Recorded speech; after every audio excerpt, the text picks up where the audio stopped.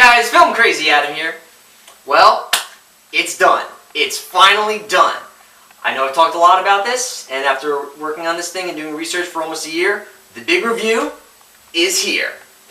This review is so big, though, that I've actually had to break it up into 3 separate segments. Each one leads into the next, and it all culminates in my new spin-off review series, I Heard That Show Sucks. So, welcome to part 1 of the big review. What's part 1 about? Well, part 1 is about the 3 ages of American televised cartoons. The Bronze, Silver, and Gold Age, as presented by FilmCrazyAdam. Enjoy.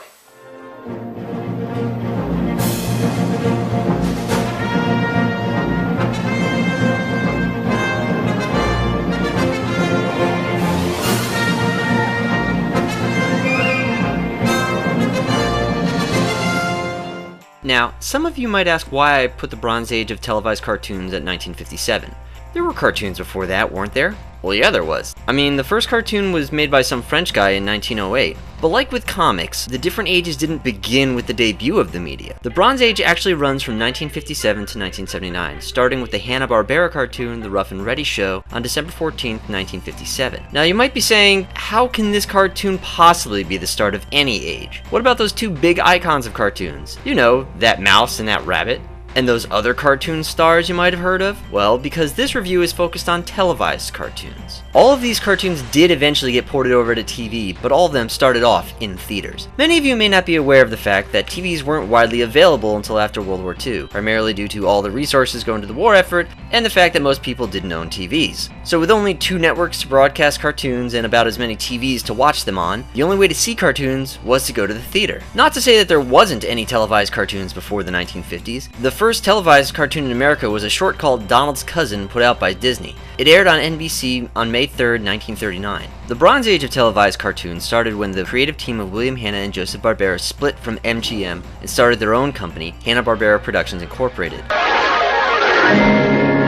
Hanna-Barbera cornered the TV cartoon market and produced basically every popular cartoon during this time. They were responsible for bringing cartoons into the home as a main form of entertainment, and they brought a lot. During this age, there were 3 different layouts of cartoon shows to choose from. The first always involved an anthropomorphic animal of some kind and their humorous interactions with humans. These shows ran 30 minutes and were comprised of 2 to 3 shorts per episode. Your second layout also ran a half an hour, but was made up of one continuous 20-minute story instead of shorts. These shows always involved a group of human characters that get in trouble, resulting in comical hijinks. Oftentimes, these characters would solve mysteries or were in a band that travels, and in some cases, both. These cartoons oftentimes had laugh tracks accompanying them. 1, 2,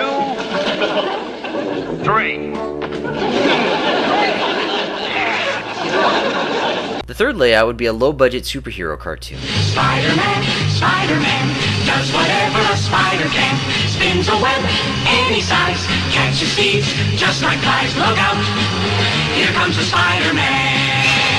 There were other cartoons produced during this time. Hanna-Barbera was just the biggest and had the most cartoons. The majority of these other cartoons featured anthropomorphic animals. These other cartoons didn't have the money and resources of Hanna-Barbera and were oftentimes usually sponsored by a food company. Simon Bar Sinister has invented a new gun and is on his way to the Cheerios factory to take the O's out of Cheerios. No need to fear, Underdog is here. It's hip, hip, and away I go.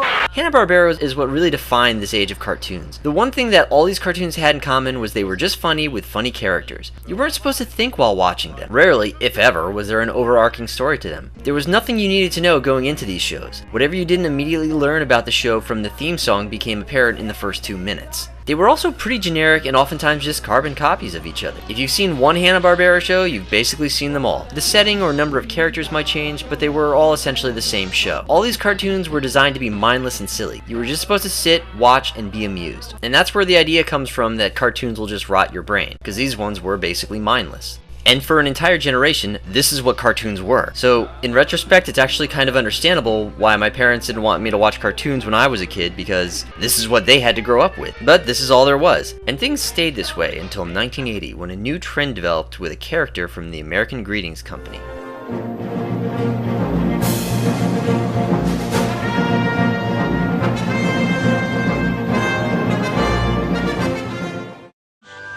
Welcome to the world of strawberry shortcake.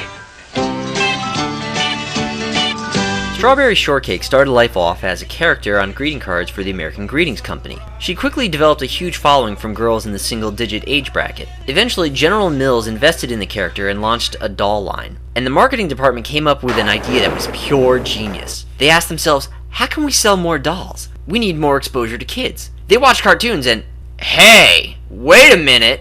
And so the world of Strawberry Shortcake was made and aired on March 28, 1980. The purpose of this special was to appeal to girls under 10. It was a toy tie-in show, and it was a great success. One after another, toy companies couldn't sponsor different shows fast enough. This was brilliant. An average toy commercial generally runs between 20 and 30 seconds. This was basically making a 30-minute commercial that kids loved and watched regularly. My little pony, isn't the world a lovely place? And for the first half of the 80s, those were the shows that were released. Shows with accompanying toy lines aimed at little girls. And then in the mid-80s, hey, do you think we can do the same thing with boys? Hell yeah, we can. And so they did. Mask, where illusion is the ultimate weapon. Convert Switchblade to jet mode!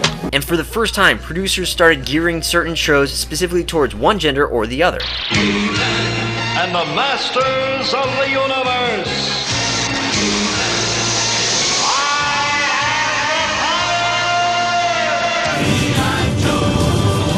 As far as the girl shows went, they never stopped making them. Why? Because that would be stupid. Now, to be fair, the Silver Age wasn't the first time a cartoon show was used to market toys. Technically, the first cartoon toy tie-in show was for the toy car line Hot Wheels, which ran for 17 episodes between 1969 and 1971. But the 1980s is when the idea really exploded. Nearly every show had a toy line. Now, I know I seem to be hanging up a lot on the whole toy aspect idea of these shows, but that wasn't the only thing that set the Silver Age apart from the Bronze Age. In addition, the shows themselves changed drastically. They weren't the silly, goofy shows of the Bronze Age. The art and animation styles noticeably changed as well. One art style that was cut down on immensely was using the same animation over and over for different scenes. Part of this is because there were now a bunch of different companies producing cartoons, the biggest being Deke and Filmation. Disney even got in on the television market in the later part of the 80s with all new original shows. But it wasn't just the look of the shows that was different, it was everything. The variety of the shows was astounding. In the Bronze Age, you had 3 layouts to choose from. Here, there were countless. Almost no two shows were alike. A huge staple of the Bronze Age was the number of anthropomorphic animal cartoons which all but disappeared at the beginning of the 80s, but began to return in the mid-80s. These weren't the same comedic, cuddly talking animals of the Bronze Age either. With the Silver Age, the tone of the shows was more serious. These shows had drama to them. They were more gritty. The problems that the characters faced carried consequences. For the girl shows, the characters focused on relationship problems and becoming successful. Boys shows focused on action and fighting evil where the fate of the world hung in the balance. G.I. Joe is the code name for America's daring, highly trained Special Mission Force. Its purpose? To defend human freedom against Cobra, a ruthless terrorist organization determined to rule the world. The producers also introduced a new aspect to the show: action. Shows were more energetic. There was fighting, confrontation, chases, battles between good and bad. It was awesome! Not to say that it was all about action and adventure, there were cartoons that were more low-key as well. In nearly all these shows, the characters experienced struggles which made for great storytelling. Another new aspect to cartoons: the story. During the Bronze Age, you didn't need to know anything about a show going into it. In the Silver Age, there was certain information and backstory you needed to know or you would have been lost and confused while watching the show. Since most shows were syndicated and there were few origin episodes, the show creators would give necessary information for the understanding of the show in the intro. I am Adam, Prince of Eternia and defender of the secrets of Castle Grayskull. Fabulous secret powers were revealed to me the day I held aloft my magic sword and said, "By the power of Grayskull!"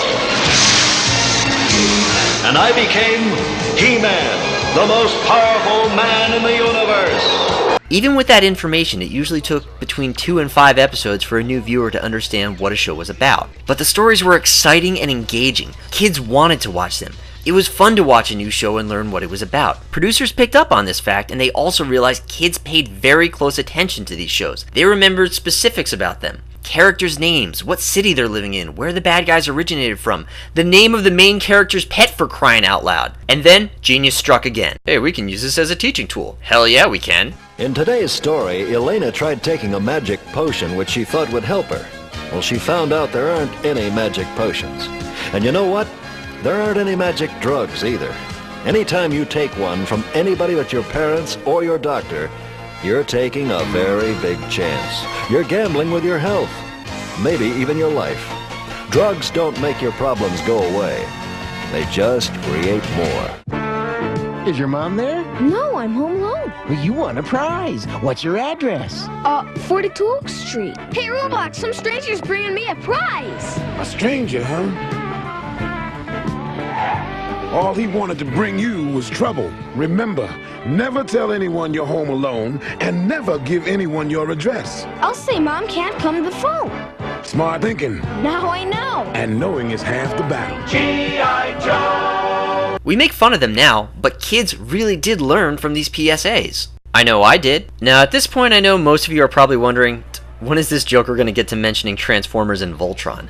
Sorry guys, this is the 3 ages of American TV cartoons, and as awesome as those shows were, they're all anime. As cool as they aren't American, but we'll talk more about them in the next age of cartoons. If you ask anybody, the 80s were something else, and it made the silver age of cartoons great. Unfortunately, no one took them seriously as a form of entertainment. They were just used as filler between live-action programs. Parents didn't understand them because they were used to the shows from the Bronze Age and assumed all cartoons were still mindless. Most cartoons fell into obscurity and were forgotten because of a lack of exposure. Roughly 65% of all cartoons from the Silver Age ran for only one season with less than 27 episodes per show. Usually single seasons ran for only 13 episodes. The biggest problem, however, for cartoons in the 80s was their scheduling. For the most part, cartoons were sequestered to Saturday and Sunday mornings. Cartoons did show during the weekdays, primarily early in the morning between 7 and 9 a.m., sometimes in the late afternoon. The problem was that there was no specific time or lineup for cartoons, but things were about to change when Disney cooked up something new.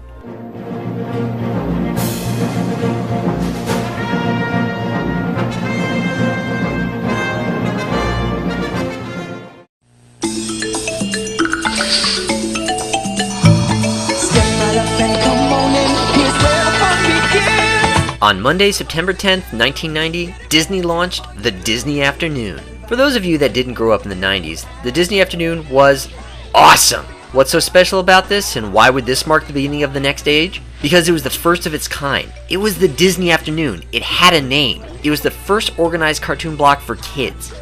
Well, technically the first cartoon block with the name was USA Network's USA Cartoon Express, which ran on the USA Network from 1982 to 1996. But it wasn't really an organized block of cartoons as much as it was just what USA called it whenever they showed cartoons. So there was a Cartoon Express for an hour or two early in the morning, there was one for an hour in the evening, and one in the morning on the weekends. The weekend ones sometimes ran for 6 hours. I say sometimes because Cartoon Express was very unorganized. The shows, the air times, the length of the block would change constantly, sometimes from month to month. The Disney Afternoon was great because it did basically everything right. It was a cartoon block that ran from 3 to 5 p.m. Mondays through Fridays, featuring 4 different syndicated Disney-made cartoons. The lineup would change every year with the dropping of the oldest show and the adding of a new one. It was at the perfect time of day for both kids and parents. It was great for kids because it was right after school and it allowed kids to unwind after being stuck in a classroom for 6 to 7 hours. For parents, it was good because it was kid-friendly programming. Also, there isn't a kid on earth who wants to start their homework the minute they get home from school. By letting kids watch the shows they like and letting them unwind, they became more receptive when it came to doing homework.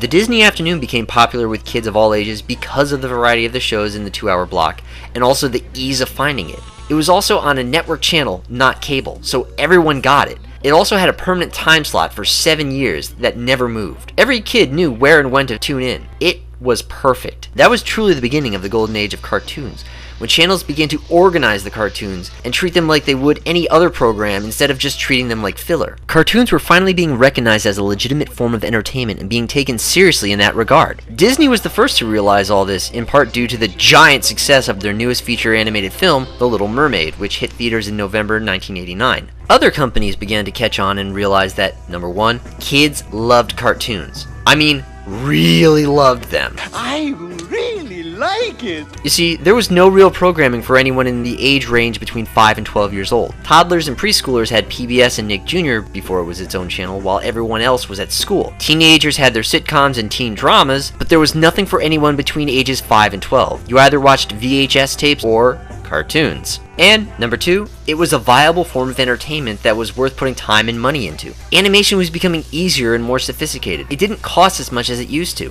There were advances in animation. It was at the point that the reuse of animation was practically non-existent. It was in demand. How in demand was it? In demand enough that the only channel devoted to kids at the time, Nickelodeon, started their own line of cartoons on August 11th, 1991, calling them Nicktoons, also before it was its own channel. And then, in October 1992, Turner Broadcasting launched the first ever channel devoted entirely to cartoons with Cartoon Network. Cartoon Network originally aired the cartoons that were in the Turner Broadcasting library, such as Looney Tunes, Tom and Jerry, Popeye, the older classic cartoons, until 1994 when Cartoon Network began airing original cartoons produced by their studio and Hanna-Barbera. Cartoons exploded in the 90s, and everything changed with them. They were the big thing and primary form of entertainment for kids, and why wouldn't they be? There was so much variety, even more so than in the Silver or Bronze Age. You had the comedy shows that ran for 30 minutes, but were also broken down into 10-minute segments like the Bronze Age. You had the shows that didn't require any thought, that were just on for laughs. You had gender-specific shows. You had the anthropomorphic shows. You had the movie tie-in shows. You had the toy tie-in shows. You had the action-adventure shows. You had the shows for really young kids. You had the shows that carried a story arc that you couldn't just jump in the middle of. The educational shows. You had the superhero shows. You had the full spectrum of everything. There was so much to choose from, and there wasn't much that wasn't good. Each show was different. It wasn't the same as everything else. Comic book heroes made a huge comeback in the 90s with X-Men, Spider-Man, and arguably the best TV incarnation of a hero ever, Batman the Animated Series. Bruce Timm's Batman the Animated Series went on to inspire what fans call the Timmiverse, where the shows Static Shock, Superman the Animated Series, Batman Beyond, Justice League, Zeta Project, and Justice League Unlimited all take place in the same universe. Cartoons were branching off with new advances in technology, specifically with computers. There were now shows that were 100% CGI. During this age, cartoons made a transition to cover all age groups. They weren't just for kids anymore. They were also being made for adult audiences. The first cartoon show for adults was The Simpsons, which first appeared on the Tracy Ullman Show in 1987. It's not considered Golden Age, but just barely, because The Simpsons didn't get their own show until December 1989. But The Simpsons were just the beginning. More shows for adults began to pop up. One interesting thing to point out is that most parents were ignorant of the fact that these shows were not for kids. There was a very strong school of thought back then, and even till today, that if it was animated, it's for kids. I think anyone who's seen any of these shows would agree that that's not even remotely close to being true.